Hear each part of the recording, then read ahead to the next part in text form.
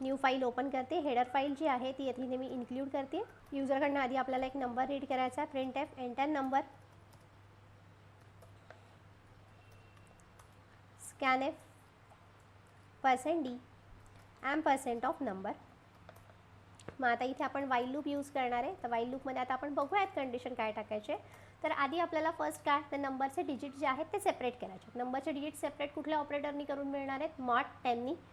आत्ताच आपण बघितलं हा मॉड 10 जो आहे डिवाइड बाय 10 करून जो रिमाइंडर राहील रिमाइंडर मॉड 10नी काय मिळणार आहे 10नी डिवाइड करून उरलेला रिमाइंडर म्हणजेच काय तुमचा लास्ट डिजिट. सो डिजिट आपल्याला मिळणार आहे म्हणून नंबर मॉड 10नी मला डिजिट मिळाला. इथे मी हवा तर आधी तुम्हाला डिजिट्स जे आहेत जे डिजिट्स मिळत आहेत ते तुम्हाला मी प्रिंट पण करून दाखवते. printf /n %d digits. Digit म्हणजेच कोण आहे आपला आरमध्ये जो मला लास्ट डिजिट आत्ता मिळालेला आहे तो आहे. त्याच्यानंतर आपल्याला नंबर जो आहे तो नंबर काय करायचा आहे 1 डिजिटनी रिड्यूस करायचा आहे म्हणून number is equal to number divided by 10 लिहिलं. ही प्रोसेस जी आहे ही वाईल लूपची प्रोसेस कधीपर्यंत आपल्याला कंटिन्यू करत राहायचे जोपर्यंत नंबर 0 होत नाही तोपर्यंत. म्हणजे नंबर इज ग्रेटर दॅन 0 लिहू शकता तुम्ही किंवा number is not equal to 0 अशी कंडिशन लिहिली तरी चालेल. अजून व्हेरिएबल कुठला यूज केला आपण आर हा व्हेरिएबल इथे रिमाइंडरसाठी यूज केलेला आहे. कंपाईल करूयात प्रोग्राम रन करूयात. सम ऑफ डिजिट म्हणून इथे मी सेव्ह करते प्रोग्राम. तुम्ही ज्या नावाने करायचा त्या नावाने करा. एंटर नंबर 123 हा मी नंबर दिला. तर तुम्ही जर नीट बघितलं तर मला 3 मिळाला आहे 2 मिळाला आणि 1 मिळाला. म्हणजे हे आपल्याला सेपरेट झालेले काय मिळाले डिजिट्स मिळालेले आहेत. कारण की मी इथे रिमाइंडर कॅल्क्युलेट केला.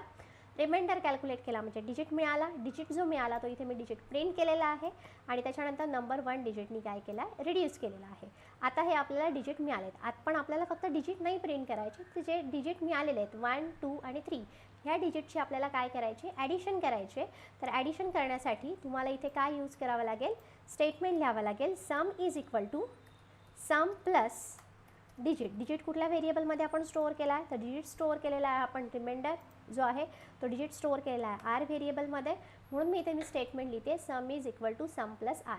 आणि इथे sum is equal to sum plus का लिहिलं हे तुमच्या लक्षात आलंच असेल कारण की आधीचा जो डिजिट आहे त्याच्यामध्ये मला नेक्स्ट डिजिट काय करायचा आहे ॲड करायचा आहे. सो इथे सम हा व्हेरिएबल आहे तो मी इनिशियलाइज करते 0ला. आणि आता आलेली जी माझी सम ऑफ डिजिट आहे ती मला आलेली डिजिटची जी सम आहे ती एकदाच प्रिंट करायची आहे का मल्टिपल टाईम प्रिंट करायची आहे तर मला ती एकदाच प्रिंट करायची आहे. त्यामुळे जे स्टेटमेंट प्रिंट करायचं आहे सम ऑफ डिजिट ते स्टेटमेंट आपलं लूपच्या बाहेर येणार आहे. Sum of digit